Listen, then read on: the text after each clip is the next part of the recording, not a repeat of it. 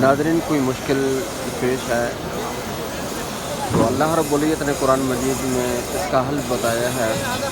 وَاسْتَعِينُوا بِالصَّبْرِ وَالصَّلَاةِ، وَاسْتَعِينُوا بِالصَّبْرِ وَالصَّلَاةِ۔ اللہ رب العزت کی طرف سے اگر کوئی مشکل، دکھ، پریشانی، غم پہنچے تو اللہ رب العزت نے اس چیز کا علاج بتایا ہے۔ وَاسْتَعِينُوا بِالصَّبْرِ، مدد چاہو صبر کے ذریعے۔ کوئی مشکل ہے، کوئی تکلیف ہے، کوئی پریشانی ہے، بیماری ہے، تو آپ اللہ رب العزت سے، اللہ رب العزت کی طرف سے یہ سارا نظام ہوتا ہے، تو آپ صبر کریں۔ تو اللہ رب العزت کی جو مدد ہے،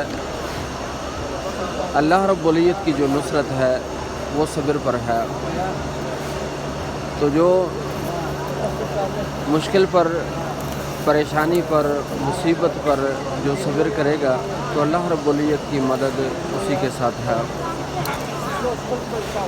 تو ہم مشکل کے اندر، بیماری کے اندر بے صبری نہ کریں، پریشان اتنا زیادہ نہ ہوں، تو آپ صبر کریں۔ اس چیز کا بدلہ اللہ رب العزت دنیا میں اور آخرت میں عطا فرماتا ہے۔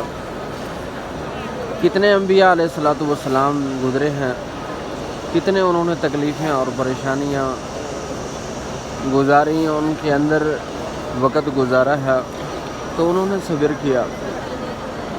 اور یہ جگہ جو اللہ رب العزت کا گھر جو آپ کو نظر آ رہا ہے، ایک بہت بڑی داستان ہے یہاں۔ تو سیدنا ابراہیم علیہ السلام، سیدنا اسماعیل علیہ السلام اور ان کی ماں اماں ہاجرہ، یہ سارا نظام اگر دیکھیں تو صبر کے انہوں نے کیا ہے۔ مشکلوں میں، پریشانیوں میں، تکلیفوں میں، آزمائش میں، تو صبر کے ذریعے انہوں نے وقت گزارا ہے، اور صبر کے ساتھ، شکر کے ساتھ انہوں نے وقت گزارا ہے۔ آج صدیاں گزرنے کے بعد بھی ان کے اداؤں پر نبی کریم صلی اللہ علیہ وسلم کی امت وقت گزار رہا ہے۔ یہ مقام ابراہیم، یہ حجر اسود، یہ ابراہیم علیہ السلام کا بنایا ہوا گھر اللہ رب العزت کا، آج بھی سیدنا ابراہیم علیہ السلام کی سنت کو یاد کیا جاتا ہے۔ اور اسی طرح صفا مروہ ایک ماں کی داستان ہے، ایک بچے کی داستان، جسے حضرت سیدنا اسماعیل علیہ السلام کہا جاتا ہے۔ انہوں نے کتنی پریشانیوں کے میں وقت گزارا اور صبر کیا، گلہ شکوہ نہیں کیا، ناشکری نہیں کی، تو اللہ رب العزت نے کتنا مقام، مرتبہ عطا فرمایا۔ اور اسی طرح یہاں بڑے بڑے صحابہ کرام کے گھروں موجود تھی، انہوں نے صبر کیا، اللہ رب العزت نے کتنی بڑی عزت عطا فرمائی ہے۔ ناظرین، آج بھی ہم صبر کریں، ہر مصیبت پر صبر کریں، ہر تکلیف پر صبر کریں، تو اللہ رب العزت اس چیز کا بدلہ اللہ رب العزت ہم سب کو عطا فرمائے گا۔ اور دوسری بات ہے، دوسرا جو علاج اللہ رب العزت نے فرمایا وہ صلاۃ کا فرمایا ہے، نماز کا، کہ اگر تکلیف پہنچے، ایک تو صبر کرنی ہے، دوسرا کام یہ کرنا ہے نماز ادا کرنی ہے۔ کوئی غم پہنچے، کوئی تکلیف پہنچے، جلدی سے نماز ادا کریں، وضو کریں، مسجد میں جائیں، دو رکعت نماز ادا کریں، اللہ رب العزت سے دعا کریں، کیونکہ یہ سنت عمل ہے، اللہ رب العزت کا بتایا ہوا وظیفہ ہے۔ سب سے پہلے کوئی تکلیف پہنچے، کوئی غم پہنچے، کوئی پریشانی، کوئی بیماری پہنچے، تو سب سے پہلے آپ نے صبر کرنا ہے۔ اس کے بعد جو دوسرا حل ہے، جو اللہ رب العزت کا بتایا ہوا ہے، وہ نماز ہے۔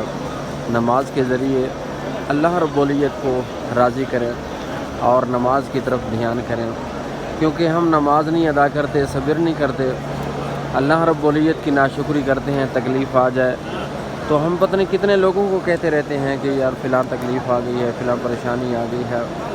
اللہ رب العزت کی نعمتوں کا کبھی چرچا کیا ہے کہ اللہ رب العزت نے وہ بھی نعمت عطا فرمائی، یہ بھی عطا فرمائی، وہ بھی عطا فرمائی ہے، اور تھوڑی سی تکلیف آ جائے ہم لوگوں کو بتاتے رہتے ہیں کہ وہ پریشانی، وہ پریشانی۔ نعمتیں بھی اللہ رب العزت عطا کرتا ہے، اور نعمتوں کو دوبارہ وصول بھی اللہ رب العزت لیتا بھی اللہ رب العزت کی ذات ہے۔ تو برائے مہربانی یہ اللہ رب العزت کے وظائف پر عمل کریں. ایک تو صبر کریں ہر مصیبت پر، اور دوسرا کام کریں نماز کی طرف دھیان دیں. 5 نمازیں ہیں، اور کوئی پریشانی کوئی تکلیف پہنچے تو آپ جلد ہی جلد وضو کر کے مسجد میں جا کر 2 رکعت نماز ادا کریں.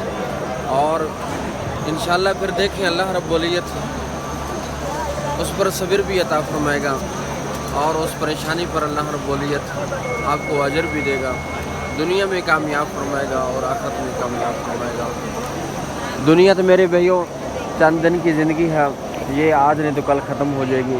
یہ جو سانسیں چل رہی ہیں یہ امانت ہے اللہ رب العزت کی. یہ آج ہے کل نہیں ہوگا. یہ زندگی آج موجود ہے، یہ ختم ہو جائے گا. یہ جتنے بھی حجاج کرام ہیں یہ دیکھو پہلے نہیں تھے، اللہ رب العزت نے انہوں کو پیدا فرمایا ہے، اور کچھ سالوں کے بعد یہ نہیں ہوں گے، کچھ اور ہوں گے. تو اسی طرح یہ نظام چلتا رہے گا.